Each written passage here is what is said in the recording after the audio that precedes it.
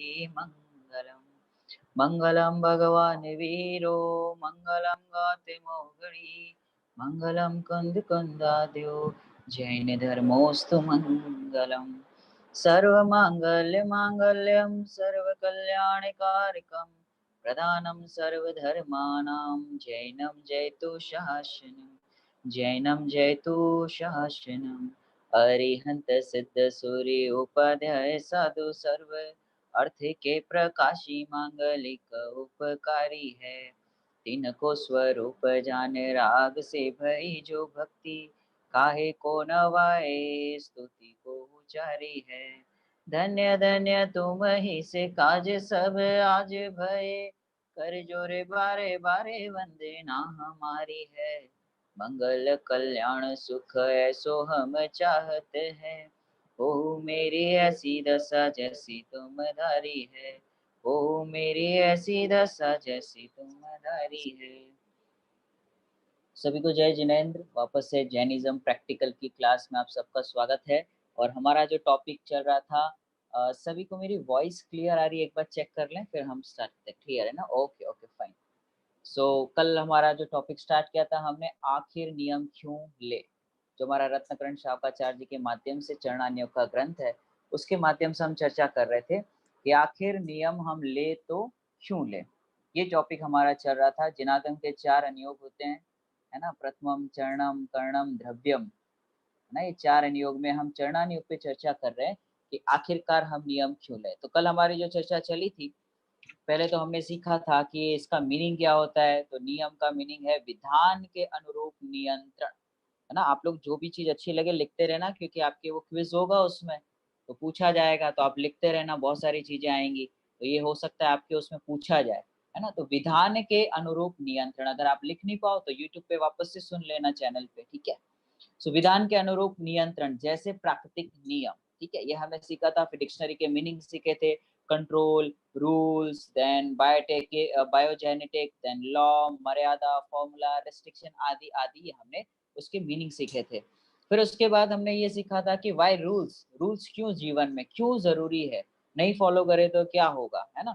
तो रूल्स कहाँ का, वाई रूल्स, तो इस पे हमने काफी डिस्कशन किया था कि बंधन हमें लगता है, फिर सुबह उठो ये रूल्स होते हैं, फिर कहीं घूमने जाओ गार्डन के रूल्स, स्कूल के रूल्स।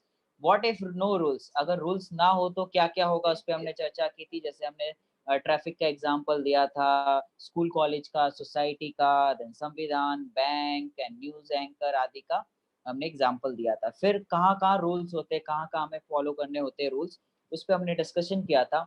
उसके बाद हमने एक डेफिनेशन बताई थी नियम की। It is a set of all guidelines which has been established in all the countries and communities। वो रूल्स की एक डेफिनेशन, जो डिक्शनरी डेफिनेशन हम कह सकते हैं। अब हम जिनागम की ओर आगे बढ़े थे कि वाई रूल्स, रूल्स क्यों फॉलो करें। तो हमने एक क्रिकेट का एग्जांपल दिया था लास्ट में कि रूल्स अगर फॉलो नहीं करेंगे तो क्या हो सकता है, और रूल्स ना फॉलो करें तो थोड़ी देर के लिए कंफर्टेबल जरूर लगे, लेकिन बाद में उसके जो इम्पैक्ट है, उसके जो कॉन्सिक्वेंसेस है, वो बहुत ही डेंजर हो सकते हैं। तो इस पे हमारी चर्चा चली थी। अब जो हमारी आज चर्चा चलनी है, ये हमारा कल का विषय, हमने थोड़ा सा उसको समरी किया।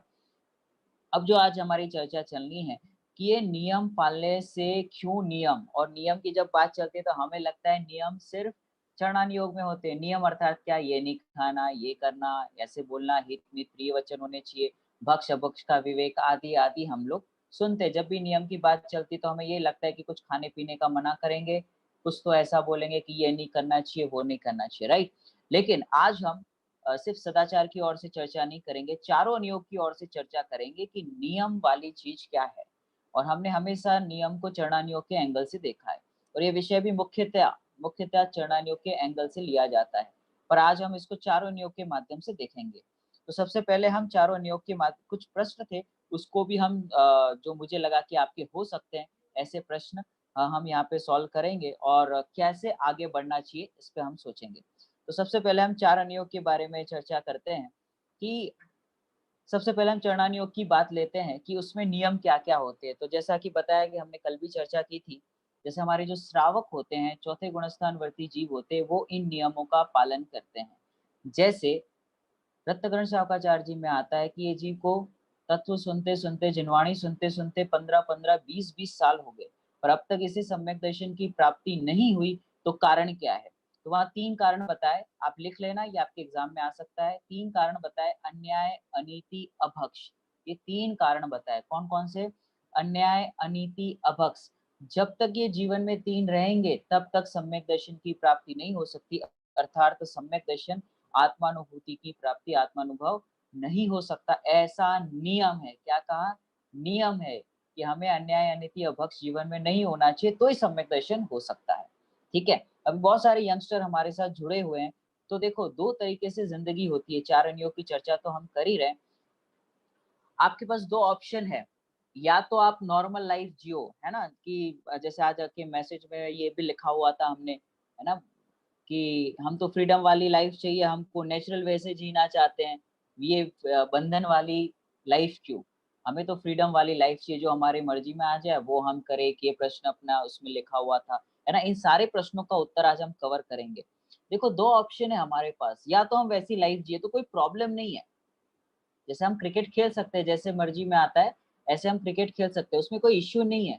लेकिन उसके इम्पैक्ट जो होते हैं, जो कॉन्सिक्वेंसेज़ होंगे, जो उसका इम्पैक्ट होगा, वो हमें ध्यान में रखना है कि क्या उसका इफ़ेक्ट होगा। अगर हम वैसे क्रिकेट खेलेंगे तो रिज़ल्ट भी उसका उस तरीके से ही आएगा, और अगर हम रूल्स एंड रेगुलेशन से खेलेंगे तो उसका रिज़ल्ट उस हिसाब से आएगा।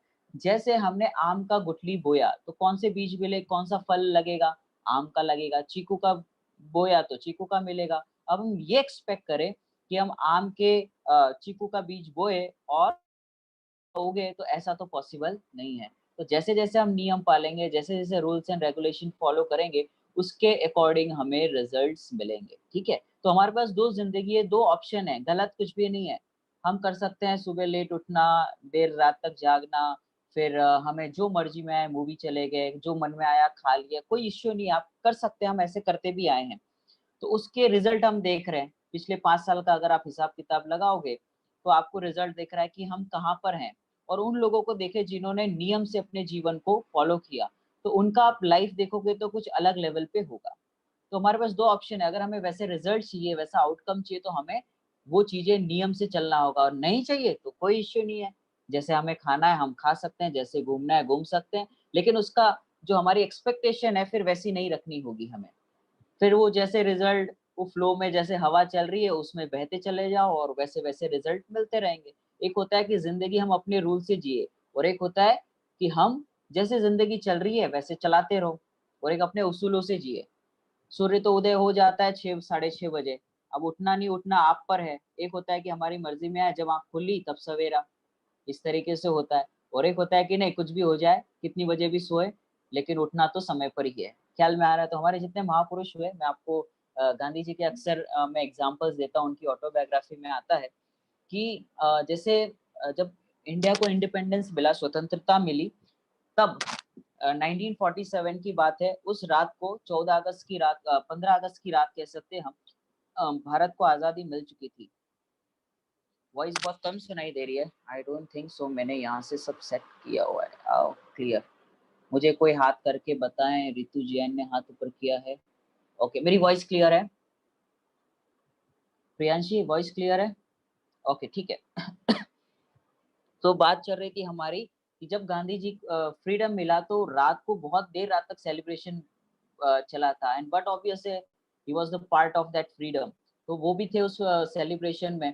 तो कब तक चला था ये, कि रात को 1-2 बजे तक कुछ सेलिब्रेशन चला था, उसके बाद सब सो गए थे। और बट ऑब्वियसली अभी हमारे सारे अचीवमेंट हो चुके हैं, कुछ बाकी नहीं रहा, जो जीवन का अल्टीमेट गोल था, जिसके लिए 60-70 साल से मेहनत की जा रही थी, तो इतना तो हक बनता है ना, उस दिन आराम से हम सोए, लेट उठे, अब तो कुछ बचा ही नहीं करने को। उस दिन भी गांधी जी सुबह 5 बजे उठे, नेक्स्ट डे मॉर्निंग सेलिब्रेशन के बाद। वो सुबह जल्दी उठे, उन्होंने अपनी प्रार्थना की, जो भी उसके लिए, जो भी उनका डेली रूटीन था, हाँ, जो डेली उनका रूटीन था वो उन्होंने पूरा किया, ठीक है? एक सभी से रिक्वेस्ट है, अगर 2 डिवाइस यूज़ कर रहे हैं ना, क्योंकि यहाँ पे वो कंप्लीट हो जाता है, तो सबको लगता है ज़ूम पे आना है ऐसा। तो आप 1 डिवाइस यूज़ करेंगे, घर में 2 यूज़ कर रहे हैं तो, क्योंकि फिर बाकी लोग वो यूट्यूब पे सुने, नहीं सुने, ऐसा हो जाएगा, ठीक है ना? Okay, fine. सो तो उस दिन भी गांधी जी मॉर्निंग जल्दी उठे, उन्होंने अपनी प्रार्थना की, जो भी उनकी डेली रूटीन थी, उन्होंने खुद के कपड़े खुद धोते थे, जो भी सारी क्रियाएँ वो स्वयं से करते थे। तो उन्होंने वो पूरा किया। कहने का मीनिंग ये है, इट इज नॉट अबाउट कि व्हाट यू अचीव और आपने क्या अचीव किया, इट इज अबाउट कि आप अपने नियम कैसे फॉलो करते हैं। वो आपको, एक होता है कि एक नॉर्मल इंसान होता है, एक पुरुष होता है, एक महापुरुष होता है, दोनों में बहुत डिफरेंस है। तो महापुरुष कंडीशन नहीं देखता, सर्कमटेंसेस नहीं देखता, वो उससे आगे बढ़कर जीवन जीता है। तो ये तो आपको बताया इससे। हमारे विवेकानंद हुए, आप उनका जीवन देखेंगे तो भी उनको बहुत कुछ आपको देखने मिल सकता है। मेरे पास ऐसे बहुत सारे एग्जाम्पल्स है, अगर हम बुक्स की बात करें तो। हमारी बात चल रही थी चरणान योग से, तो चरणान योग से कैसे ये नियम को हम सिद्ध करें कि नहीं यार, वास्तव में हमें कैसे कन्विंस हो कि यार नहीं, नियम तो पालना पड़ेगा तो ही हम आगे बढ़ सकते हैं।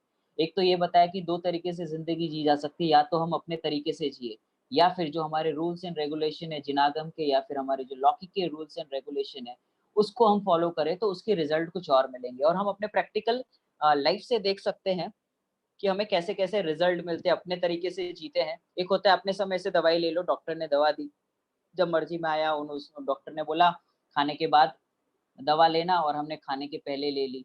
उसने बोला 3 बार लेना और ये टाइम पे लेना, हमने अपने हिसाब से ले ली। तो वो क्योर भी, उस रोग का क्योर भी उसके हिसाब से होगा। जैसा डॉक्टर बोल रहा है वैसे फॉलो नहीं करेंगे, और उसने जैसा बोला डॉक्टर ने वैसे फॉलो करेंगे तो उसका रिजल्ट जल्दी आता है।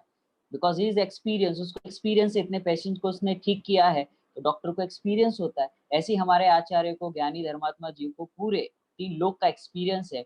उन्होंने सम्यक दर्शन प्राप्त किया है ना? 6वें 7वें गुणस्थान वर्ती जीव है, तो उन्हें सारे नॉलेज होता है, उन्हें ज्ञान है कि संसार के दुख क्या है और इन दुखों से बचने के लिए क्या उपाय हमें करने चाहिए।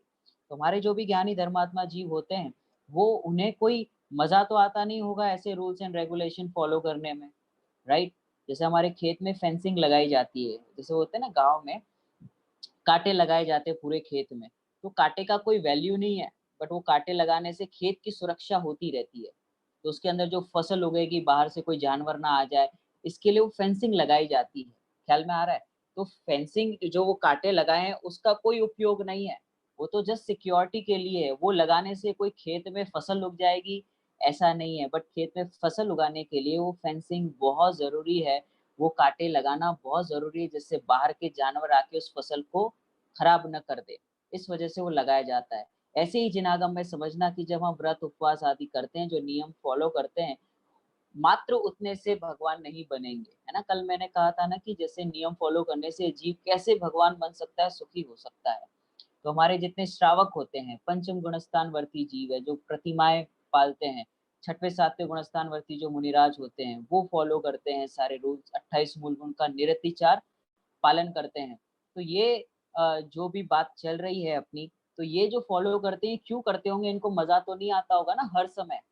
कुछ ना कुछ तो होगा वहाँ पर, तभी तो फ़ॉलो करते होंगे, कोई एन्जॉय हर समय तो नहीं करते होंगे। लेकिन उन्हें पता है कि 28 मूल का पालन नहीं किया, ये 11 प्रतिमाएँ नहीं पाली, श्रावक है तो अन्याय, अनीति, अभक्ष किया, तो हमें 4 84 लाख योनि में, इन 4 गतियों में रुलना पड़ेगा। इसलिए वो जैसे बने तैसे इन नियमों का बराबर पालन करते हैं। तो जब श्रावक की बात आती है, तो जैसे हमारे रामचंद्र जी थे, उन्होंने कभी नियमों का उल्लंघन नहीं किया। रावण ने नियम का उल्लंघन किया, है ना? सीता जी पर स्त्री कहलाती थी, तो उन्हें नरक गति जाना पड़ा, है ना? तो श्री राम को मर्यादा पुरुषोत्तम कहा जाता था। तो चरणान योग की हमारी बात चल रही है। हमारे मुनिराज 28 मूल गुण का पालन करते हैं, है ना? उसमें 28 मूल गुण के नाम आपको पता ही होंगे, या फिर कभी सेशन चलेंगे तो उसमें वो विषय लिया जाएगा किसी विद्वान द्वारा। लेकिन हमारी बात चल रही है 28 मूल गुण का पालन करते क्यों हैं? देखो हमारा जो राग है ना, किसी का मुझे लगा कि ऐसा किसी का प्रश्न हो सकता है कि जैसे अपन ने पहले नियम लिए हो, या फिर हमने बचपन में ऐसा कोई नियम ले लिया और अब वो हमसे पला नहीं जा रहा है। सपोज़ रात्रि भोजन का ले लिया और वो अब हमसे पला नहीं जा रहा, और कभी कुछ फंक्शन हुआ तो खा लिया, ऐसा भी बनता है ना, तो उसका दोष लगता है कि नहीं लगता है? तो टोडरमल जी ने, मोक्षमठ प्रकाशक जी में बहुत अच्छी बात लिखी है कि नियम नहीं लेने का तो दोष नहीं है, लेकिन कोई नियम लेके उसे तोड़े तो बहुत दोष लगता है। लेकिन कदाचित बचपन में हमने कोई ऐसा नियम लिया हो, तो उसे बाल व्रत कहते हैं। उसे कहता है कि बचपने में ऐसे कोई नियम हमने ले लिए हो, तो उसे बचपने में लिया कर अज्ञानता में लिए हुए नियम कहे जाते हैं। कदाचित ऐसा कोई नियम हमने ले लिया हो उपवास आदि के या ऐसा कुछ, तो उसको हम रिक्रिएट कर सकते हैं। क्षमा माँग के, प्रायश्चित करके उसको हम वापस से कि उस समय मेरी अज्ञानता थी, भगवान के सामने जाके कि उस समय मेरे अज्ञानता में ये नियम लिए गए थे, अब मैं उसको वापस से रिफ़ॉर्म करते हैं। जैसे हमने ले लिया कि हम कभी भी रात्रि भोजन नहीं करेंगे, पानी नहीं पिएँगे और सडनली हेल्थ इश्यूज़ ऐसे आए, तो पानी भी पीना पड़ा, क्योंकि हम इतने स्ट्रॉन्ग नहीं है कि उसको इतने अच्छे से फ़ॉलो कर पाएँ, है ना? ऐसा नहीं कि हम पानी पी लेना चाहिए, हम इतने स्ट्रॉन्ग नहीं है कि उसको अच्छे से फ़ॉलो कर सकें। तो हमें नियम ही ऐसे लेने चाहिए, कदाचित मेरे जीवन में ऐसी कोई घटना घटे, है ना?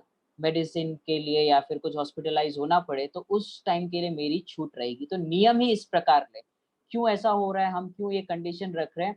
बिकॉज़ उस कंडीशन के कारण ये जो हम इतने स्ट्रॉन्ग नहीं है कि उस चीज़ को हम अच्छे से फ़ॉलो कर पाएँ, इसलिए हमने ऐसी कंडीशन रखी है।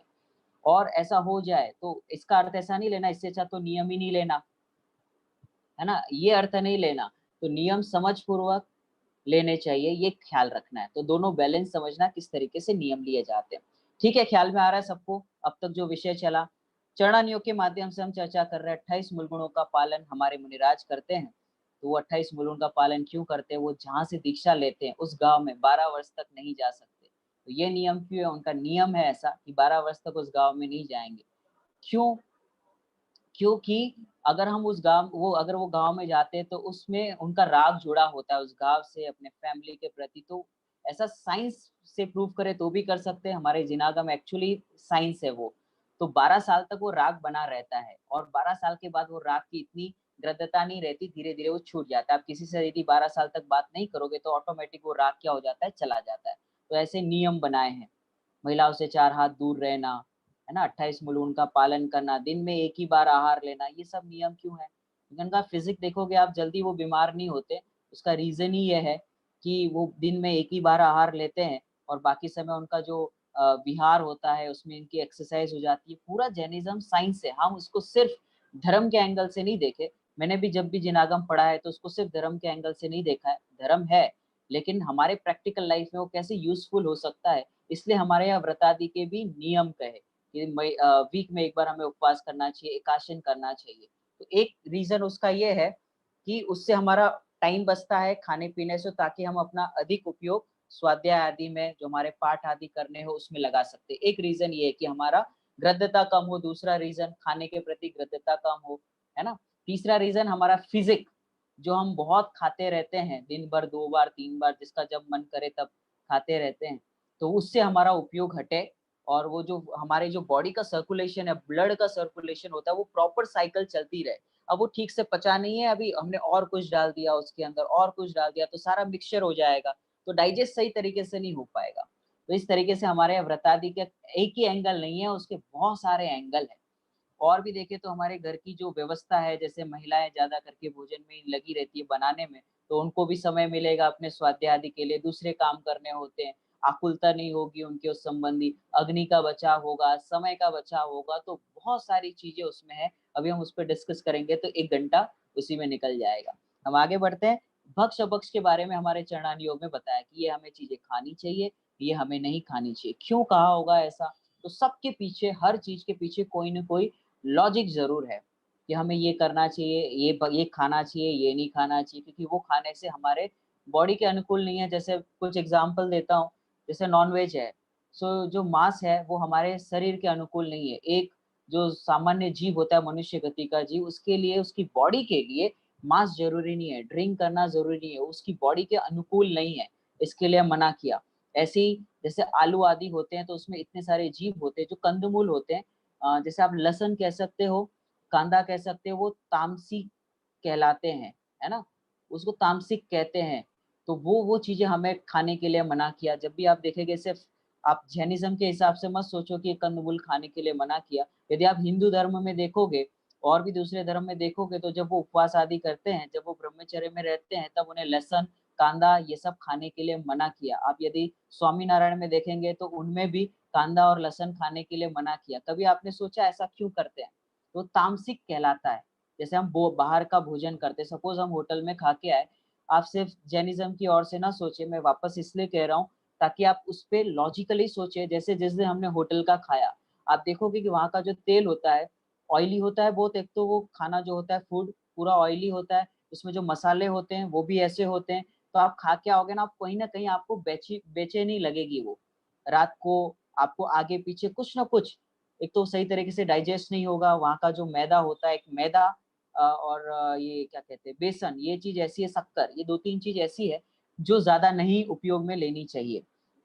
और 50 की एज के बाद तो इन चीज़ों का त्याग कर दो तो ज़्यादा अच्छा है, क्योंकि वो हमारी बॉडी के लिए एकदम ठीक नहीं है। लेकिन वो हमारी टेस्ट रहता है, वो भुजिया खाना, फिर वो बड़ा खाना, तो वो एक्चुअल में ऑयली भी रहता है और वो हमारी हेल्थ के लिए ठीक नहीं है। तो बात चल रही थी कि ये नहीं खाना, होटल आदि का जो रहता है, तो वृद्धता बहुत रहती है उस भोजन में, तामसिक भोजन रहता है, तो कहीं न कहीं बेचैनी रहती है और हमें समझ में नहीं आता कि वो किस तरीके से हमें हमारे गुस्से को भी बढ़ा सकती है वो। तो हम कहीं न कहीं अनईज़ी फ़ील करते हैं, जब अनईज़ी फ़ील करते हैं तो हमारे परिणाम बिगड़ने लगते हैं, परिणाम बिगड़ेंगे तो हम किसी और पे क्रोध करेंगे, ब्लेम करेंगे, तो ये सारी चीज़ें होने लगती है।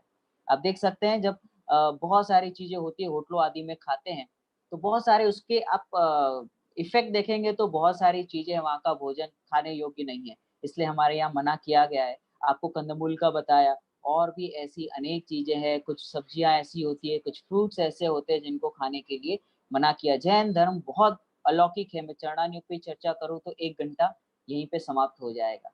मतलब जैसे हमारे चद्दर होते हैं, उसपे भी फ्लावर नहीं होने चाहिए, फूल के चित्र नहीं होने चाहिए, जानवर के चित्र नहीं होने चाहिए। ऐसे जैसे अभी मैं सारी चीज़ें नॉलेज के लिए बता रहा हूँ, इसका अर्थ ऐसा नहीं आपको आज ही ये छोड़ देना है। जैसे कलिंगर है, तो बड़ा फल कहा जाता है उसको, है ना? वो एक लाल-लाल होता है, बड़ा होता है, लाल-लाल होता है, तो लाल दिखने में वो थोड़ा-सा कुछ और नज़र आता है उसमें। तो वो भी हमारे लिए खाने के लिए मना किया। अब मैं ये नहीं कह रहा कि अभी का अभी छोड़ दो। तो जिनागम में ऐसा उपदेश दिया है कि तो पहले तो बड़े पाप छोड़े जाते हैं। क्या करे जाते हैं? बड़े पाप पहले छोड़े जाते हैं। उसके बाद जैसे पहले कंदमूल नहीं छूटे वो छोड़ें, पहले रात्रि भोजन छोड़ें, फिर जैसे-जैसे भूमिका बढ़े प्रैक्टिस करते हुए इन सब चीज़ों का त्याग किया जाता है। नहीं तो क्या होता है वो भावावेश में आके सुना और ऐसा लगा आज से त्याग, आज ये नहीं खाएँगे, वो नहीं खाएँगे, फिर आकुलता होने लगती है। तो जिनागम में जो त्याग करने के लिए कहा है वो आकुलता करने के लिए नहीं कहा है। आकुलता का अभाव हो और जीवों की हिंसा ना हो, इस कारण से हमें चरणानुयोग पढ़ना चाहिए। फिर कहा है चरणानुयोग में हित मित प्रिय वचन कहने का नियम है। हमारे मुनिराज किसी से भी एरे-तूरे करके बात नहीं करते हैं। वो कोई पाप करके आया हो, मुनिराज के पास चले जाए, हमने प्रथमानियों की कितनी कहानियाँ पढ़ी होगी, चाहे वो अंजन चोर हो, चाहे वो श्रेणिक राजा का जीव हो, ऐसे अनेकों उदाहरण हैं। मुनिराज के पास जाते तो कहते कि हे जीव, ये तो हो गया, अब इसको भूल जाओ, है ना? प्राग भाव, प्रध्वंसा भाव आदि समझाते हैं। ये तो पूर्व में जो होना था हो गया, अब उसको भूल जाओ, अब उस पे चिंता करने जैसा नहीं है, तुम वर्तमान में जीव हो। इस वर्तमान पर्याय का पूर्व की पर्याय में अभाव है, इसलिए आप चिंता मत करो। अभी तुम वर्तमान में जीव हो और अपने परिणाम को सुधार कर, अपने परिणामों को सँभालते हुए, आप इन जो पूर्व में पाप हुए, उनको अब ना करते हुए ऐसा नियम लेते हुए आप आगे चल के भगवान बन सकते हो। ऐसा अपने मुनिराज उपदेश देते हैं। हमारे पास ऐसा कोई आ जाए तो हम क्या करते हैं? ये ऐसे ही है, सुधरने वाले नहीं हो तुम लोग कभी भी, है ना? मूर्ख हो, मैंने तो पहले ही कहा था ऐसा नहीं करना चाहिए। कितनी बार समझाया, बड़े लोगों ने समझाया, पता नहीं क्या-क्या बोलेंगे। मतलब उसको किसी तरीके से मीठी भाषा में कैसे भी करके उसको नीचा गिरा देंगे। हमारे मुनिराज कभी ऐसा नहीं करते। ज्ञानी धर्मात्माओं का जीवन देखो, तो भी कभी भी उनके जीवन में ये सब ऐसा कभी दिखाई नहीं देगा। तो चरणानुयोग बहुत ऊँचा है। हम उसे सिर्फ़ खाने-पीने तक लिमिट रखते हैं। सिर्फ़ रसना इंद्रिय तक सीमित कर दिया है। अगर हम देखें तो स्पर्शनेंद्रिय, रसनाएंद्रिय, घ्राण, चक्षुकर्ण पाँचों इंद्रिय संबंधी चरणानुयोग होता है। तो हमें खाने में तो समझ में आता है कि ये नहीं खाना, ये नहीं खाना और ऐसे हमें ध्यान रखना चाहिए, ये हमने त्याग कर दिया, हम तो रात को भी नहीं खाते, हम तो अब टीवी भी नहीं देखते और शादियों में खाना बंद कर दिया तो हम बहुत धर्मात्मा हो गए। लेकिन जो भाषा वर्गणा है, जिस भाषा का हम प्रयोग करते हैं, वो हित-मित प्रिय वचन वाली नहीं होती। ऐसा लगता है कि सामने वाले को टोंट मार रहे हैं, ऐसा बोलते हैं कि सामने वाला गिर ही जाए, कुछ लोग स्वीट लैंग्वेज में बोलते हैं, लेकिन वो टोंट तो मारते ही है ना? तो हमारे वचन ऐसे नहीं होने चाहिए कि किसी को हर्ट हो, किसी को तकलीफ हो, किसी की कसाय बढ़े, ऐसे हमारे वचन नहीं होने चाहिए। किसी की तारीफ़ भी करेंगे तो ऐसे करेंगे वो अगर-मगर किंतु-परंतु है बहुत अच्छे, पर लगा के वो पूरा धो देते हैं हम उसको। किसी की तारीफ़ की बहुत अच्छा लड़का है ना? फिर ये अच्छा तो है पर उस दिन उसके एग्ज़ाम में कम मार्क्स आए थे, टीचर की कंप्लेंट आई थी, तो वो जो अच्छा बोला वो तो गया। वो उसको ध्यान में क्या रहता है देखो मेरी कंप्लेन के बारे में बता दिया सबको, ख़्याल में आ रहा है। तो हमें तारीफ़ करने भी ठीक से नहीं आता।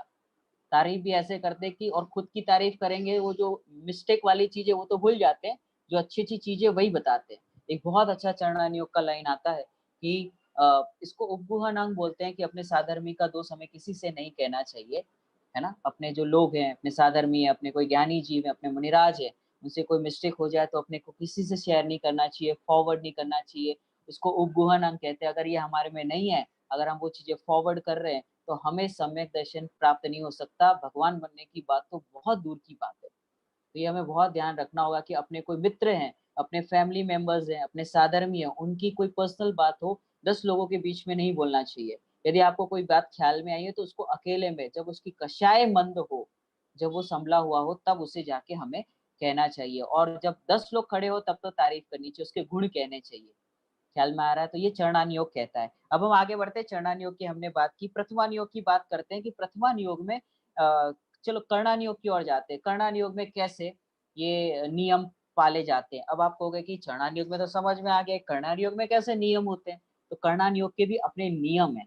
क्या नियम है? कि एक-एक करके हम थोड़ा-सा डिस्कस करेंगे इस चीज़ पे कि जो पंचम गति का जीव है, वो इस भव से मोक्ष नहीं जा सकता। ये कर्णान योग का नियम है। 7वें गुणस्थान तक ही जा सकता है। तो ये कर्णान योग का नियम है और इस नियम को कोई नहीं तोड़ पाता। अगर 5वें काल से अगर कोई जीव मोक्ष जा सकता है कि यस जा सकता है, कौन? यदि किसने चौथे काल में जन्म लिया हो, उसका नियम है कि चौथे काल में जन्म लिया हो, तो वो 5वें काल से जा सकता है। लेकिन 5वें काल में किसी ने जन्म लिया हो, तो 5वें काल से मोक्ष नहीं जा सकता। अब हम यहाँ पे जितने बैठे हैं, सब पंचम काल में ही जन्म लिए, चौथे काल वाला तो वो है नहीं, मतलब हम इस काल से तो मोक्ष नहीं जा सकते। दूसरा कर्णानियों का ये नियम है कि निगोद से 608 जीव 6 महीने 8 समय में 608 जीव निकलते हैं और वो 608 जीव मोक्ष भी जाते हैं, है ना? तो ये नियम है कर्णानियों का, ये कभी ब्रेक नहीं होता। अभी ये लॉकडाउन में भी जीव मोक्ष जा रहे हैं, भले यहाँ से नहीं जा रहे, कहीं और विदेश क्षेत्र से तो जा ही रहे हैं। तो 608 जीव जाते ही जाते हैं, ये कर्णान योग का नियम है, इसको कोई तोड़ नहीं पाता। फिर चौथे गुणस्थान के इनकी संख्या फिक्स है, चौथे गुणस्थान वर्ती जीवों की, 5वें गुणस्थान वर्ती जीवों की संख्या फिक्स है। इतने जीव है, सपोज़ मैं एग्ज़ाम्पल देता हूँ, एक हम समझने के लिए क्योंकि वो करोड़ों में है उसकी संख्या, तो चौथे गुणस्थान वर्ती समझ लो कि 100 जीव हैं और 5वें गुणस्थान वर्ती 50 जीव है। तो जब कोई एक जीव चौथा गुणस्थान वर्ती 5वें गुणस्थान में जाता है, तो वहाँ 5वें से कोई एक छठे में जाएगा। और यहाँ से चौथे में कोई एक मिथ्या दृष्टि सम्यक दर्शन प्राप्त करेगा। तो संख्या मूव नहीं होगी कभी, वो संख्या मूव होगी लेकिन वो जो फिक्स है संख्या, वो हमेशा वहाँ की वहाँ रहती है। इसका अर्थ ऐसा नहीं समझना कि कोई चौथा वाला आगे बढ़े तो हम धक्का मारे तो हम आगे पहुँचेंगे चौथे तक, तो ऐसा नहीं है। सबका अपना-अपना पुरुषार्थ है, निमित्त नैमित्तिक संबंध का उसको अपने जिनागम में। तो ऐसे कर्णान योग के सारे बताए, अब मैं उसमें ज़्यादा डिटेल में नहीं जाऊँगा। तो सारे गुणस्थान की संख्या फिक्स है। पहला गुणस्थान ऐसा है जहाँ पर भीड़ बहुत है, अनंत जीव है उसमें, है ना? तो इस तरीके से अपने 6वें गुणस्थान से अगर हम चर्चा करें मुनिराजों की संख्या फिक्स गई भावलिंगी संतों की 3 कम 9 करोड़ मुनिराज हम कहते हैं। तो वो क्यों कहते हैं कि उस 7वें गुणस्थान वर्ती 8वें गुणस्थान उनकी संख्या फिक्स है कि वो हमेशा इतनी रहेगी। इसलिए कहा जाता है 3 कम 9 करोड़ मुनिराजों की जय हो। ख्याल में आया? तो इस तरीके और संख्या काउंट करोगे तो आपको वो अमाउंट भी कर्णान योग में बराबर गुणस्थान विवेचन में पढ़ोगे तो आपको मिल जाएगा। फिर 3 लोग की जो मापदंड है वो हमेशा फिक्स रहता है, गतियाँ 4 ही रहेगी, वो कभी कम ज़्यादा होगी नहीं। है ना? वो सारा फिक्स है कि नरक गति के दुःख वैसे ही रहने वाले मनुष्य गति के दुःख वैसे ही रहने वाले, तो वो संख्याएँ फिक्स हैं। ये अपने जो तीर्थंकर होते हैं वो 24 ही रहेंगे, कभी 25 और 23 नहीं होने वाले, है ना? वर्तमान के 24 की तो नाम हमें पता है, भूत और भविष्य के भी पता है। अगली जो 24वीं होगी उनके भी नाम अभी से पता चल चुके हैं, है ना? ग्रंथों में आते हैं, तो वो भी फिक्स है। मतलब ये सारे नियम कितने हैं कि भावना 12 ही होगी, धर्म 10 ही होंगे, है ना? गुणस्थान 14 ही होंगे, मार्गणास्थान 14 ही होंगे, प्रमाद 15 ही होंगे, तो ये फिक्स है, इसको कम ज़्यादा नहीं होंगे। मतलब ये रूल्स है, कर्णान योग के नियम है। 4 गति के गतियाँ 4 ही होंगी, वो पंचम गति कब कहा जाता है कि 4 गतियों के अभाव रूप, पंचम गति कोई गति नहीं है और वो 4 गति का अभाव जब होता है उसे पंचम गति का नाम दिया। बाकी गतियाँ तो 4 ही रहेंगी, ऐसे ही गुणस्थान 14 ही रहेंगे। तो सारे द्रव्य कितने रहेंगे? 6 रहेंगे, तत्व कितने होंगे? 7 होंगे। तो ये कर्णान योग के नियम है, इसको कभी बदला नहीं जा सकता और कभी प्रयास भी नहीं करना चाहिए। जैसा है वैसा मान लेना चाहिए क्योंकि अब तक नहीं बदल पाया कोई तो अब कैसे बदलेंगे, है ना? इस धर्म को बदलने के लिए हमारे मारीची के जीव ने आदिनाथ भगवान के काल में प्रयास किया था कि मैं इस धर्म के विरोध में कुछ करूँगा, 363 मत चलाए। लेकिन वो आखिरकार मानना तो यही पड़ेगा। आज समझे, कल समझे, परसों समझे, अनंत काल बाद समझे, समझना तो यही पड़ेगा कि एवरीथिंग इज फिक्स, है ना?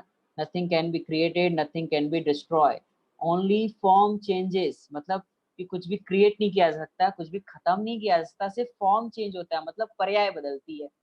आप आइंस्टाइन के बारे में अगर जानते हो तो उन्होंने बहुत अच्छी बात लिखी थी, no one can do anything, कोई किसी का कुछ नहीं कर सकता, एवरीथिंग इज फिक्स, जो जब होना है तब निश्चित है।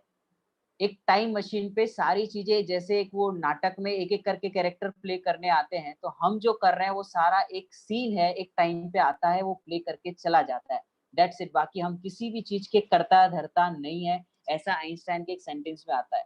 क्रमबद्ध पर्याय का जब पढ़ा रहे थे उसमें ये सेंटेंस को हमने यूज किया था, कोटेशन यूज किया था, तो उन्होंने ये चीज लिखी। तो आप जितने भी फिलोसोफर है जो डीप थिंकर है, अगर उनकी लाइफस्टाइल पढ़ोगे तो कहीं ना कहीं उनको इस चीज का एहसास है कि वास्तव में हम कुछ नहीं कर सकते। गांधी जी एक बार बीमार थे, तो उन्होंने ये कहा था कि किसी संत का मैंने एक बार प्रवचन सुना था और उन्होंने ऐसा कहा था कि वास्तव में कोई किसी का कर नहीं सकता। उस समय तो मैं समझ नहीं पाया, मुझे ऐसा लगा कि मुझे सुना रहे कि मैं देश का करता हूँ ऐसा, लेकिन उन्होंने ये कहा कि अब मुझे वो बात ख्याल में आती है कि मैं देश का करता धरता नहीं हूँ, सब अपने आप होता है। तो ऐसा हमें समझना चाहिए। तो ये कर्णानियोग के बारे में बताया। द्रव्यानियोग की अगर हम चर्चा करें तो 6 द्रव्य, जीव अजीव, है ना, जीव पुद्गल धर्म अधर्म आकाश काल, ये फिक्स है। 7 तत्व की बात करें, जीव अजीव आश्रव वन संवन निजरा मोक्ष, ये तत्व साथ ही रहेंगे।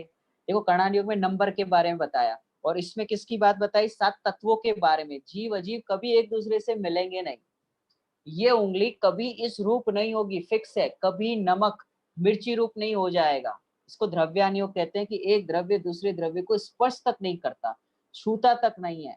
कभी ऐसा डाउट हुआ कि अपने एक किचन में मिर्ची रखी है, नमक रखा है, कभी एक दूसरे रूप हो गए हो, कभी डर लगा हो किसी को कि यार नमक तीखा हो जाए, ऐसा कभी किसी को डर लगा? क्योंकि हमें भरोसा है वहां पर कि वो कभी नहीं हो सकता, त्रिकाल सत्य है।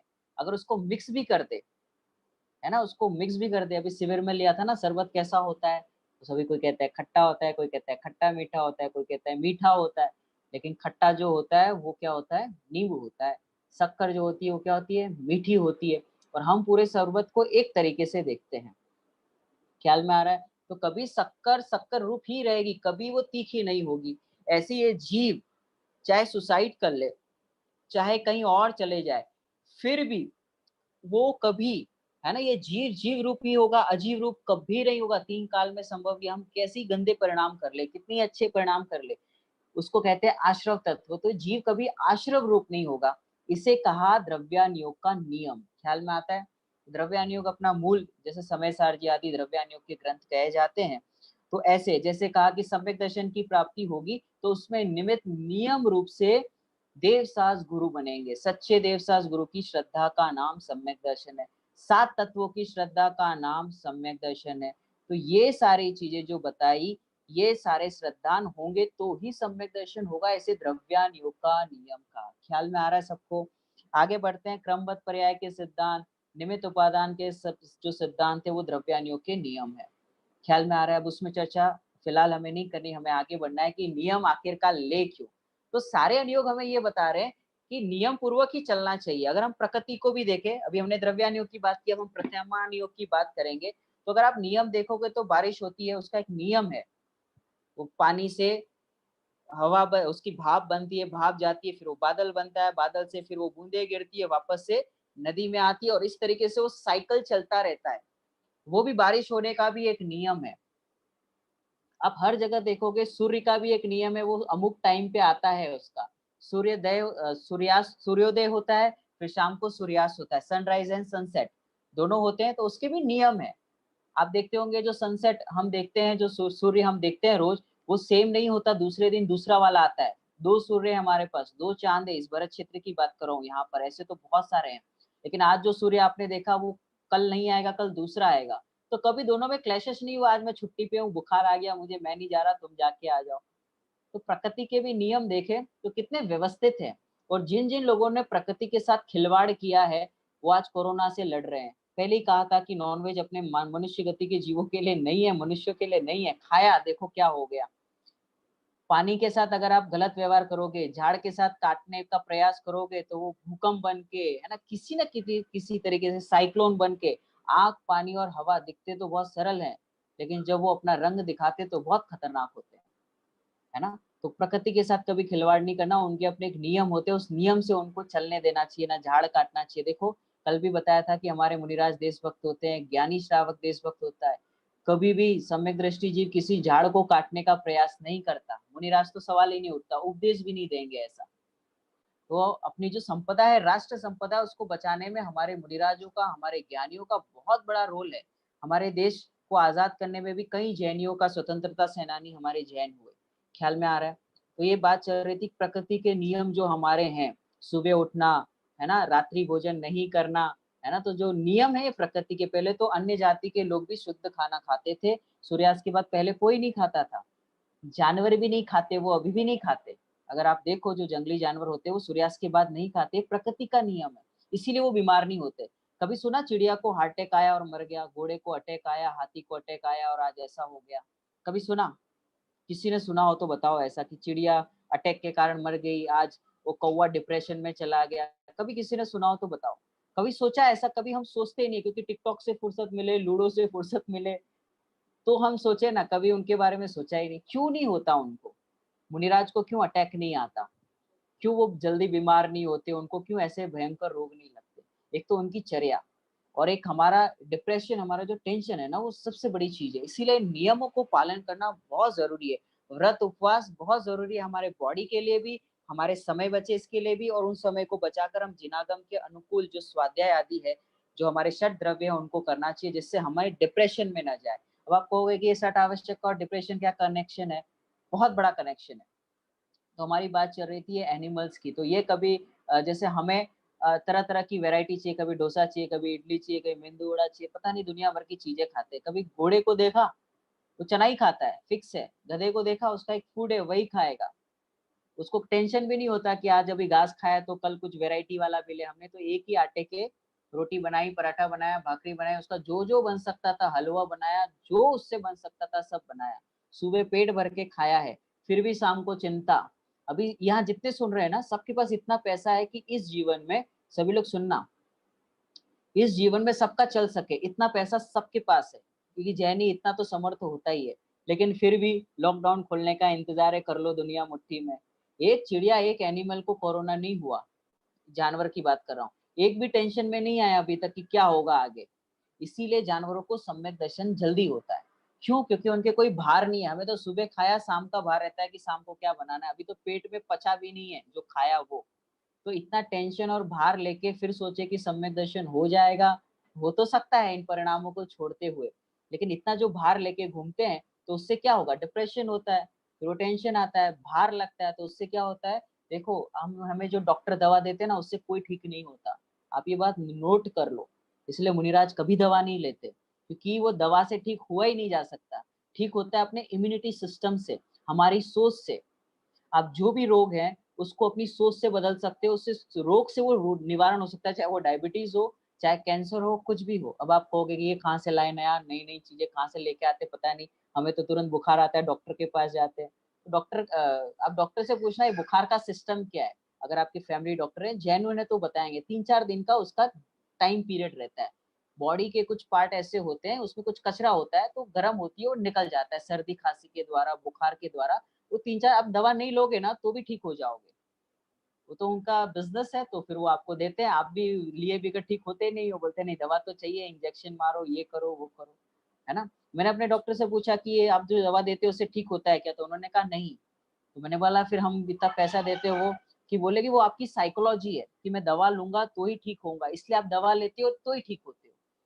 उनके यहाँ रिसर्च हुआ कि वो सारे लोगों को देते हैं ना, दवा देते हैं, किसी को दवा नहीं दिया ऐसे करके, तो उन्होंने बताया जो मेंटल जो रहता है उससे इंसान ठीक होता है, कि मैं स्वस्थ हूँ ऐसा अनुभव करेगा तो वो स्वस्थ हो जाएगा। लेकिन वो दवा लिए बगैर उसकी एक साइकोलॉजी बन चुकी है, एक उसका मेंटल स्टेट है कि मैं दवा लेके ही ठीक होऊँगा। तो ये मेडिकल के सारे रूल्स, दवा व्यापार कितना बड़ा हो गया है। हमारे मुनिराज कभी दवा नहीं लेते, है ना? जो प्रतिश्रावक होते हैं उनके भी कुछ नियम रहते हैं, अभी उतनी स्ट्रॉन्गनेस नहीं है, तो वो कुछ आयुर्वेदिक लेते हैं, शुद्ध सात्विक दवा आदि का प्रयोग करते हैं। तो ख्याल में आ रहा है, दवा से हम कभी ठीक नहीं होते, हम स्वस्थ हैं ऐसा अनुभव करने से हम स्वस्थ हो सकते हैं। अब आप कहोगे कि यार आपने बहकी-बहकी बातें कर दी, कुछ प्रूफ बताओ।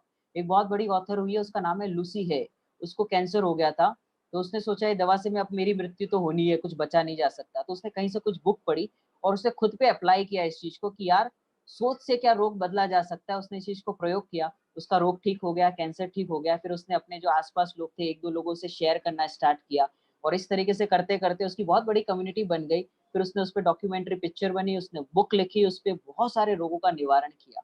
अब आप आपको ये चीज़ में आश्चर्य लग रहा होगा, ऐसा कौन-सी बुक है? तो उसकी बुक है you can heal your life.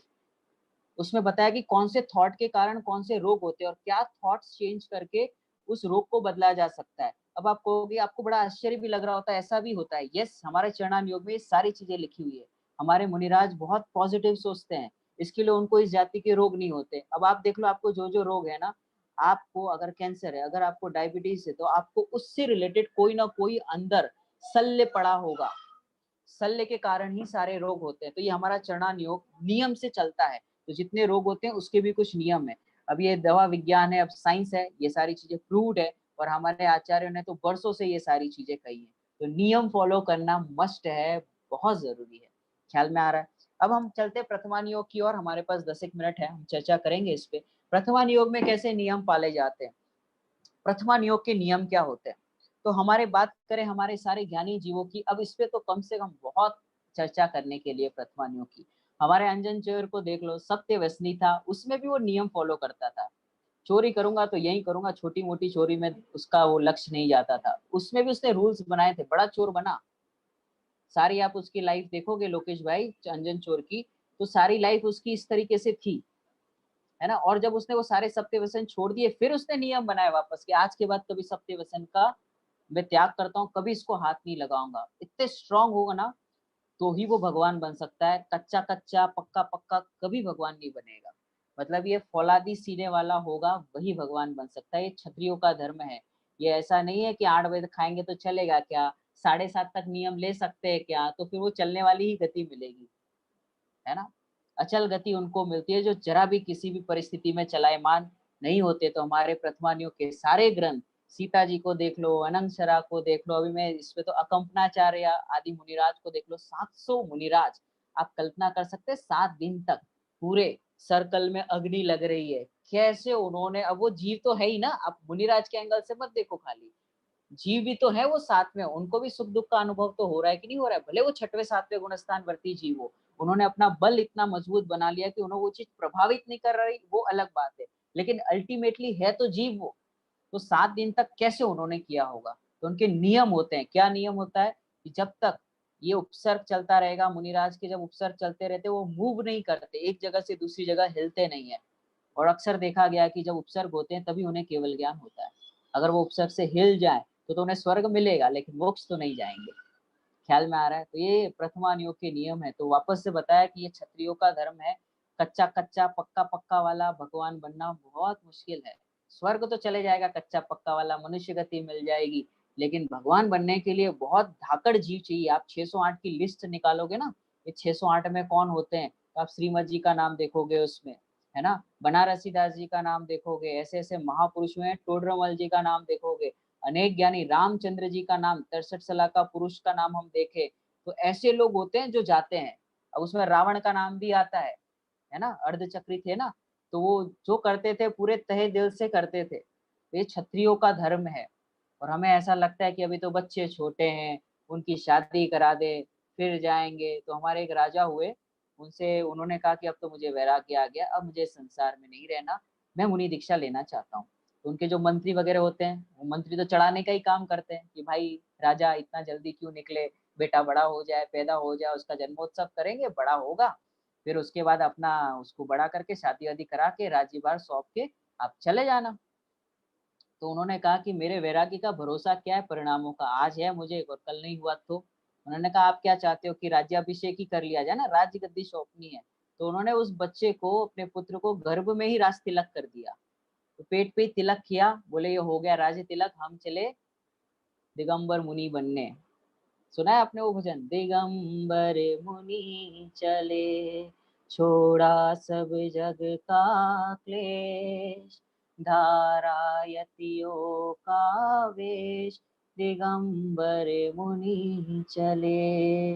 ओ दिगंबर मुनि चले, धिक धिक स्वार्थी संसार, उमड़ी उपसम रस धार, दिगंबर मुनि चले। क्या होता है वहाँ, इतने स्ट्रांग हो जाते हैं। उपसर्ग परिसह में समता का भाव धरे, सुमनों की वर्षा हो या जलते अंगारे।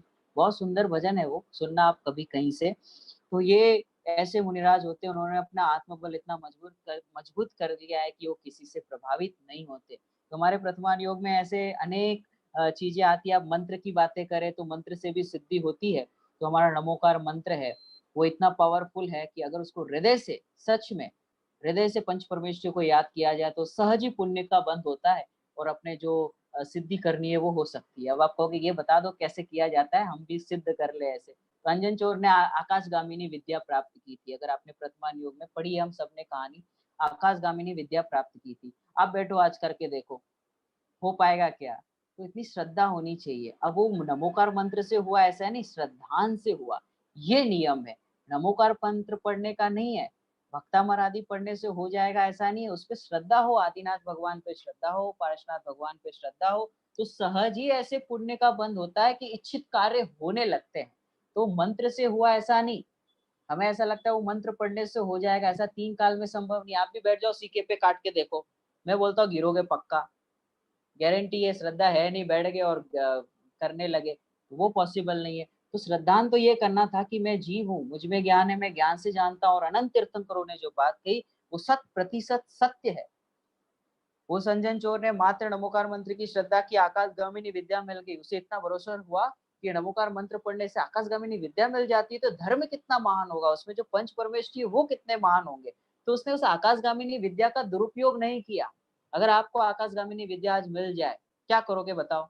ये हवा में उड़ उड़ के सबके बताओगे देखो मैं हूँ सुपरमैन, मुझे पिक्चर में लो, अब मैं भी ये करूंगा। आप बिल्डिंग में जाओगे, किसी को उठा के पटक रहे हो, पता नहीं जो करना है सब, किसी को बचा रहे हो, किसी को कुछ कर रहे हो, इसमें लग जाएंगे। अंजन चोर ने ऐसा नहीं किया, है ना। कोई विदेश विदेश नहीं किया। अभी अपने को आकाश, कभी प्लेन का यूज ही नहीं करेंगे अपन, तो सीधा गांव में जाने का ये सब रिस्ट्रिक्शन है। अपने पास आकाशगामिनी विद्या है तो अपन क्या करेंगे, फटाक से उड़ के निकल लिए राजस्थान, कल कभी इधर कभी विदेश में। गवर्नमेंट तो रोकने वाली है नहीं, हमारे पास विद्या, हम कुछ भी करेंगे। इसीलिए नहीं होता।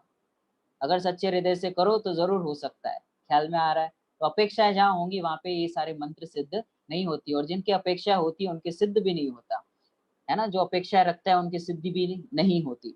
तो ऐसे मंत्र आदि का है, वास्तु आदि का है, बहुत सारे हमारे प्रथमान योग में ऐसे एग्जाम्पल आते हैं। अभी मुझे जो मूल बताना है कि ये प्रथमान योग की हमने चारों अनुयोग से सिद्धि की, ये सिद्ध किया लोकेश भाई, क्या सिद्ध किया कि ये चारों अनुयोग से ये सिद्ध किया हमने कि नियम कितने जरूरी है। हमारे जैन धर्म का एक एक चीज आप प्रैक्टिकली भी देखो, बाहर भी देखो। हमने एनिमल का एग्जाम्पल दिया है ना, एनिमल्स भी नियम से चलते हैं, वो रात्रि भोजन नहीं करते। और हमारे देखो 6 बजे के बाद भी खाना चल रहा है। आप जंगली जानवर को देखो, कभी रात पे नहीं खाते, वो छोड़ देते हैं। आप देखो अभी आप कहोगे हमारे यहाँ इधर बिल्डिंग में कुत्ते खाना खाते हैं, तो वो तो तुम्हारी संगति में आके खाने लगे, उनको संगति ऐसी मिली तो वो खाने लगे। एक्चुअल में कोई भी एनिमल रात्रि में भोजन नहीं करते, है ना।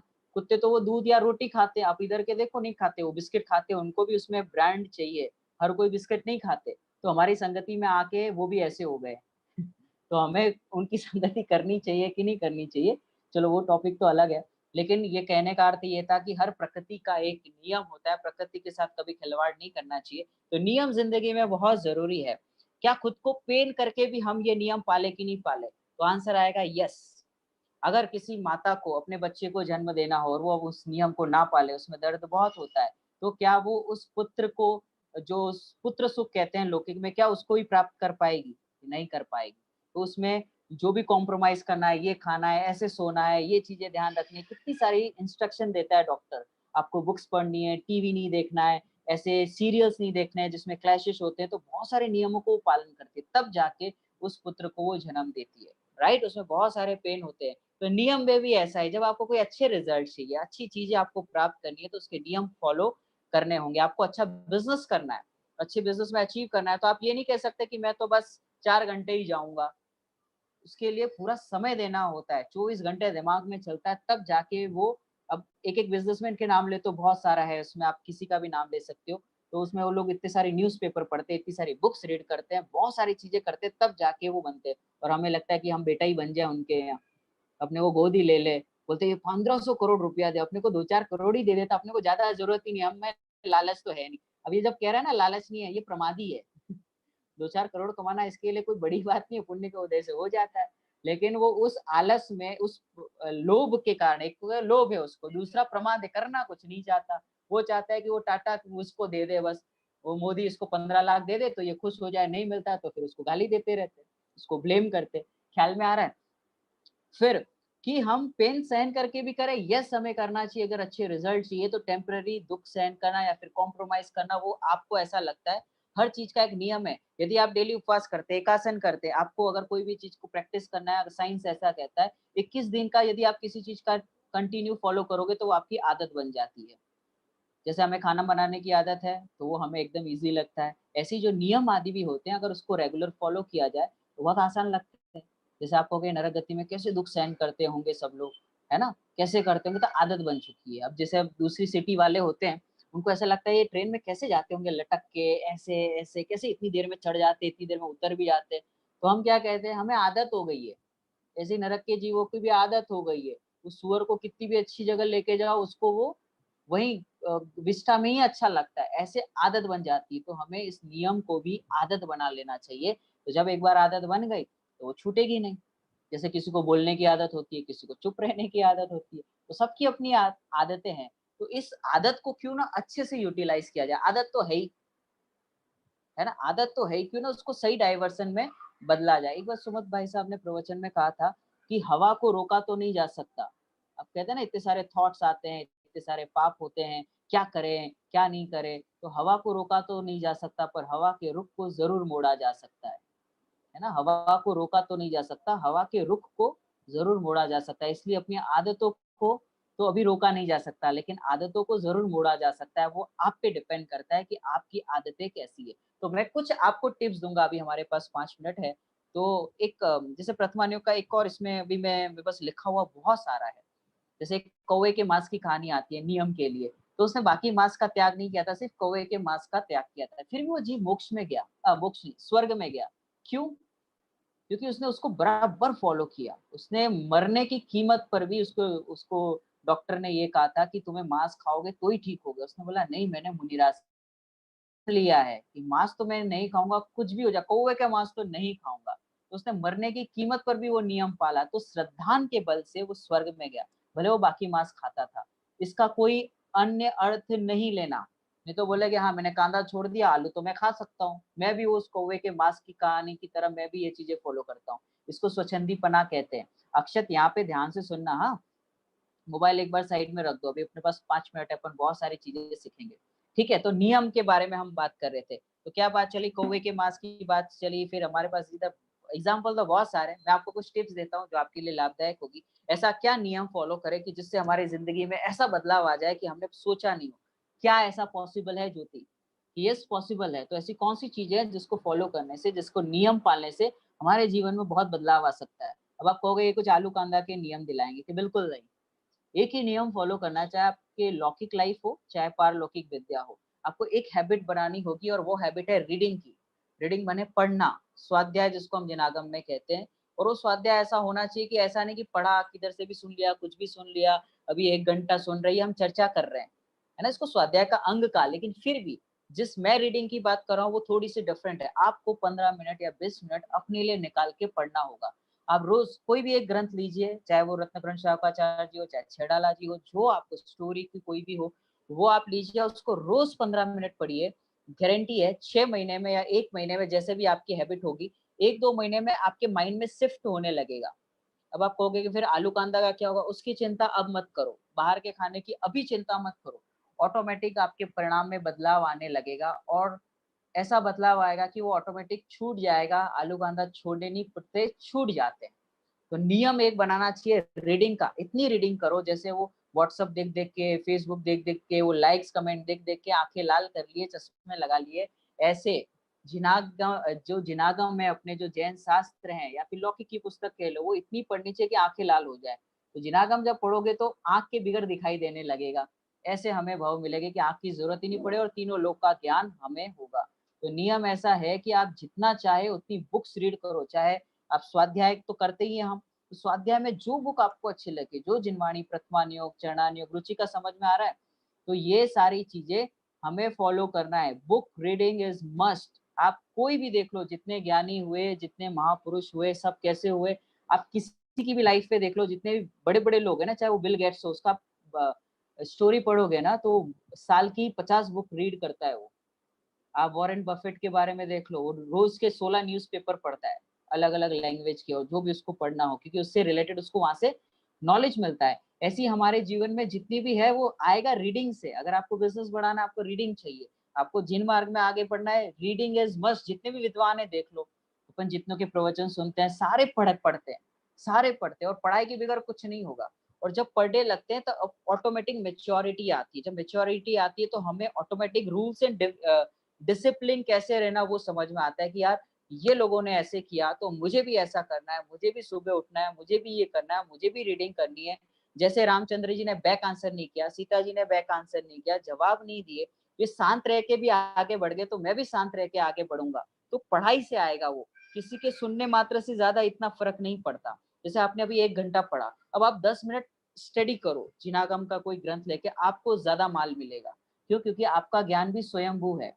अभी जो सुन रहे हो वो तो पराया माल है, मेरी जो सोच है वो मैं आपको दे रहा हूँ, हम डिस्कशन कर रहे हैं, उससे गाइडलाइन मिलेगी। लेकिन आप जब खुद पढ़ोगे, हो सकता है मुझसे ज्यादा आपको समझ में आए, क्योंकि वीतरागता की पोषक ही जिनवाणी कहलाती है। एक एक शब्द में अनंत गंभीर गंभीर भाव पड़े। ठीक है, तो आपको स्वयं को पढ़ना होगा। तो नियम एक ही है कि जितनी स्टडी होगी, जितना आप पढ़ाई करोगे, तो एक तो लौकिक पाप से बचोगे, क्लैशेस से बच जाओगे, जितने बाहर में हमारे प्रॉब्लम्स होती है, आपको एक ऑटोमेटिक एक समझ आ जाएगी, एक मेच्योरिटी बढ़ेगी अलग लेवल की। आप 1 साल इस चीज को करके देखो, आप खुद पाओगे कि आप भीड़ का हिस्सा नहीं हो। आप नॉर्मल लोगों जैसा नहीं सोचते, क्योंकि जैसे लोगों के साथ हम उठते बैठते हैं, वैसी हमारी सोच बनने लगती है।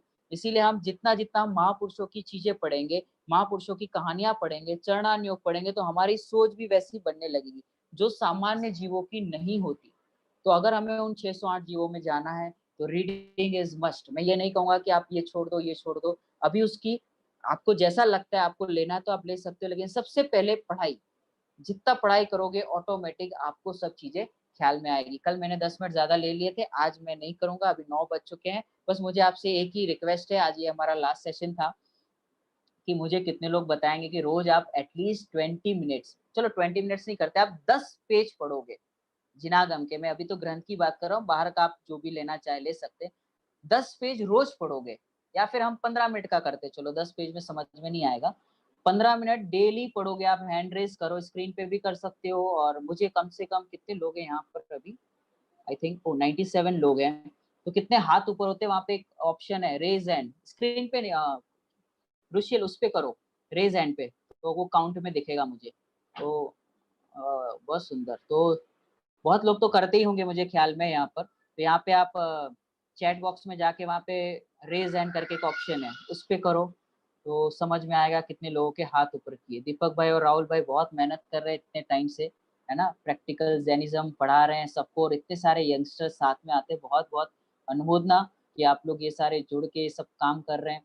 हमारे गुरुजी है ना, मांगीलाल जी, इनका मार्गदर्शन इस श्रृंखला में रहता है। बहुत बहुत अच्छी चीज है कि आप सब तत्व का अभ्यास करते हो अलग अलग विद्वानों के माध्यम से। तो मेरा ये था कि टॉपिक ये था, नियम क्यों ले, आखिरकार नियम क्यों। तो नियम एक ही ले कि आप पढ़ाई करें, इतना पढ़े कि बाकी चीजें ऑटोमेटिक होगी, बाकी सब बाय प्रोडक्ट है। स्वर्ग तो ऐसे ही चले जाएंगे पढ़ाई से। अब आप कहोगे फिर वो आलू कांदा का क्या होगा, वो छूट जाएगा, उसकी चिंता नहीं करो। ठीक है, तो कितने हाथ ऊपर हुए दीपक भाई, मुझे वो जानना है कितने हुए, काउंट आ रहा होगा। यहाँ पे विवेक भैया फिजिकल और हैंड रेस को काउंट करके नियरली 60-70% लोगों ने हैंड रेस किया है, तो जो कि बहुत बड़ा नंबर है। आई थिंक इससे भी ज्यादा नंबर है यूट्यूब पे 50। हाँ, यूट्यूब पे 50 से ज्यादा लोगों ने कमेंट और हाँ लोग सुन रहे हैं हमें। तो बहुत बढ़िया। आई थिंक मोस्टली सबने ही हैंड रेस किया वी कैन काउंट। करेक्ट। तो बहुत लोगों ने, इतने लोग सुन रहे हैं, तो अभी आप लोगों ने है ना जिनवाणी के समक्ष हाथ ऊपर किए, तो ये आपका एक रूल बन गया, नियम, कि हम रोज 15 मिनट पढ़ेंगे। ठीक है। अब कुछ इमरजेंसी हो, सपोज आप हॉस्पिटल में हो, अशुद्धि के दिन होते हैं, वो चीजें आप हटा दो, कोई इश्यू नहीं है ना। लेकिन बाकी जब दिन होते हैं तो आपको पढ़ना है। ठीक है। रुचि का हाथ ऊपर किया था रीडिंग में, कहाँ गई, गायब हो गई। ओके। हाँ हाँ किया था, ओके, बोले किया किया। ज्योति, अपने ज्योति ने किया, ओके, ज्योति भाभी ने भी किया, वो हाथ ऊपर करे, मैं भी हूँ। वनिशा, ओके गुड। वनिशा तो पाठशाला में आती है। ठीक है। रुशिल, रुशिल ने सबसे पहले हाथ ऊपर किया था। Okay fine. तो हमारे यहाँ प्रियांशी हाथ ऊपर किया था। यस यस किया था। Okay good. जो ही मुझे सामने नाम आते हैं मैं देख रहा हूँ ऐसे। Okay fine. सो सब ये पढ़ाई करो, आप एक नियम ले लो पढ़ाई का जितना, और न्यूज़पेपर उसमें इंक्लूड नहीं होता, ध्यान रखना।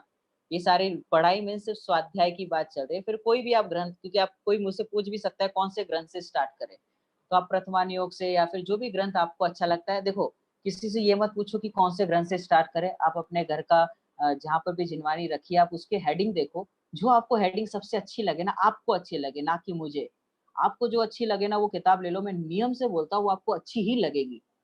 मैं ऐसे ही करता हूँ, मुझे जो हेडिंग अच्छी लगती है वो पिक करता हूँ। अब वो कैसी है क्या नहीं है वो इंक्वायरी नहीं करता, मैं पढ़ना स्टार्ट कर देता हूँ। तो ये बहुत सारा बदलाव लाता है। मेरी भी जितने भी मैं जो पढ़ाई की या फिर जितना भी जिनागम का अभ्यास किया, वो स्वाध्याय से ही हुआ है। आप ऐसे सोच सकते हो कि फिर ये कैसे होगा, आंसर कैसे मिलेंगे, सारे स्वाध्याय से सारे आंसर मिल जाते हैं। ठीक है। चलो अभी हमारा 9:05 हो गए। आगे का कार्यक्रम आपका है वो कंटिन्यू करें उसके। हाँ, बहुत बढ़िया विषय लिया विवेक भैया ने। 2 दिन तक सभी को संबोधन किया, नियम क्यों लें इस विषय पर। बहुत कन्विंसिंग तरीके से, अच्छे तरीके से इन्होंने 2 दिन का विषय लेते हुए आज लास्ट में सभी को एक ट्रिक भी बताई। सभी के मन में ही चल रहा था कि कहीं कुछ त्याग तो नहीं करवाएंगे, लेकिन भैया ने बहुत अच्छी बात बोली कि आपको कुछ छुड़वाएंगे नहीं, आपको कुछ दे रहे हैं, नियम दे रहे हैं। तो आप नियम, स्टडिंग का, रीडिंग का, यानी स्वाध्याय का नियम आप सब लोगों ने लिया। ये नियम लेने पर कुछ चीज छूट जाएंगे सहज ही। तो ओवर द टाइम ऐसा साइकोलॉजिकली आप इतना धीरे धीरे आगे बढ़ेंगे कि आप खुद के निर्णय से आप त्याग करोगे। तो ये बहुत अच्छे से विवेक भैया ने विषय लिया और अपना समय भी दिया। 2 दिन हम सभी को जिनवाणी स्तुति भैया कर लेते हैं, और उसके बाद हम हाँ किसी के जो भी प्रश्न होंगे वो लेंगे। हाँ भैया, ओके जिनवाणी स्तुति। ठीक है। हम जिनवाणी स्तुति करके 2 लाइन भजन की बोलते हैं, फिर डायरेक्ट हम जिनवाणी स्तुति आज करेंगे हमारे पास, जी। आज हमारा गेम का आज का दिन नहीं है, गेम कल होगा, क्विज। तो आज आप अच्छा वचन ले सकते हैं अच्छे से, वही प्रश्न भी ले सकते हैं, प्रश्न भी ले ओके, तो 12 बजे तक आज चलेगा ऐसा। सकते हैं। आराम ठीक है, हम भक्ति लेंगे फिर। ओके। जीवन है पानी की बूंद कब मिट जाए रे, सभी को बोलना है। मैं यहाँ से एक लाइन बोलूंगा, आपको वहां से बोलना है। भव्य बहुत अच्छे से झूमते हुए भक्ति कर रहा है, बहुत बढ़िया। जीवन है पानी की बूंद कब मिट जाए रे, जीवन है पानी की बूंद कब मिट जाए रे, होनी अनहोनी, ओ हो होनी अनहोनी, कब क्या घट जाए रे, जीवन है पानी की बूंद कब मिट जाए रे। और उसके पैराग्राफ बहुत सुंदर हैं। जिसको माने है अपना, अपना ही तेरा सपना, जिसको माने है अपना, परी बोलो, पर्ल, हाँ, जिसको माने है अपना, अपना ही तेरा सपना, जिसके लिए माया जोड़ी वो क्या तेरा है अपना, जिसके लिए माया जोड़ी वो क्या तेरा है अपना, तेरा ही बेटा, ओ हो तेरा ही बेटा, तुझे आग लगाए रे, जीवन है पानी की बूंद कब मिट जाए रे, खेल खेल में बीता बचपन, विषयन अधे जवानी। खेल खेल में बीता बचपन, विषयन अधे जवानी। जर्जर देह बुढ़ापा आया, हो गई खत्म कहानी। जीवन है सांसों की बूंद, जीवन है सांसों की बूंद, कब घट जाए रे। जीवन है पानी की बूंद, कब घट जाए रे। यह संसार महासागर है, नर्तन सुमणि समान है। यह संसार महासागर है, नर्तन सुमणि समान है। बार बार मिलना है दुर्लभ, सीख सुगुरु समान है। बार बार मिलना है दुर्लभ, सीख सुगुरु समान है। अब भक्ति भाई हो, अब भक्ति भाई, होश में आओ रे। जीवन है पानी की बूंद, कब मिट जाए रे। होनी अनहोनी, इस भजन में ऐसा आता है, होनी अनहोनी, हम उसको इस तरीके से लेते हैं, होनी ही होनी, ओ हो होनी ही होनी, कब क्या घट जाए रे। जीवन है पानी की बूंद, कब मिट जाए रे। जावाणी के ज्ञान से सूझे लोकालो, सो वाणी मस्तक नमो, सदा देत हूँ। सभी लोग